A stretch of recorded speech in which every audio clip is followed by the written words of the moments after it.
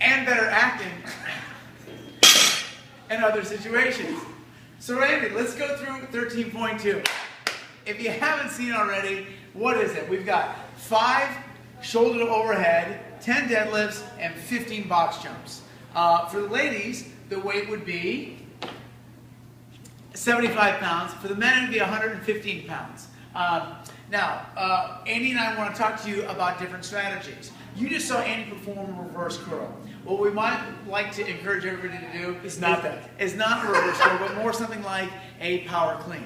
Okay, Andy, would you demonstrate? I don't even know if this No, we don't need to demonstrate. We don't need to demonstrate that. But we do need to talk to you about how to strategize for this.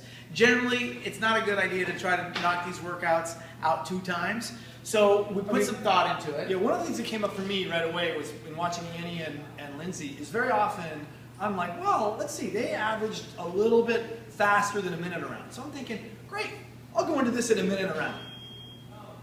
Probably wrong answer. Like, very good chance that I go into it a minute a round, and by the time I get to round 5, I just hit the wall and Mach 12, boom, and crash.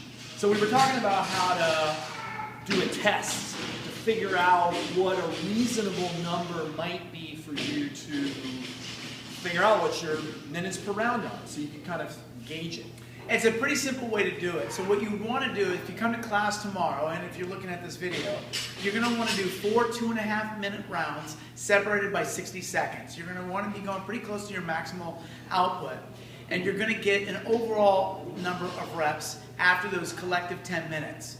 You're going to subtract somewhere between 5 and 10%, and that should be your estimated performance ability. So let's say your total rounds, just for even numbers, let's say you hit 10 rounds, right? In combination of all 4 2.5 minutes, you'd subtract somewhere between 5 and 10%. So let's say that would put you somewhere around 9 rounds, 9.5 rounds.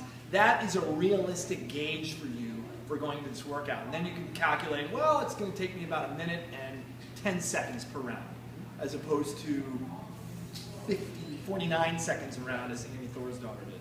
Yeah. So the one thing is, this workout can get away from you very quickly if you let it. In other words, same thing that Andy's saying. If you knock out those first 3 rounds as fast as you can and do them in like 2.5 minutes, life is going to suck. The next 7.5 minutes is probably going to be some of the worst time you've ever spent as a human being. So we know as CrossFitters that's kind of what we do, but you can delay that maybe for 3.5, 4 more minutes and just save that last 2.5 to really, really suck down. Because there's very good chance that you will not look as good as Annie or Lindsay did at the end of that 10 minutes. I mean, like, I fully plan on being on the floor heaving when I'm done. I don't know how the hell they did what they did, but they do. So there you go. So that's it. That's our input for 13.2. I gotta get back to my training. And Andy's going to keep reverse curling. I can't stop him because he's Andy Petranek. I'm Kane. We're CFLA. We love you.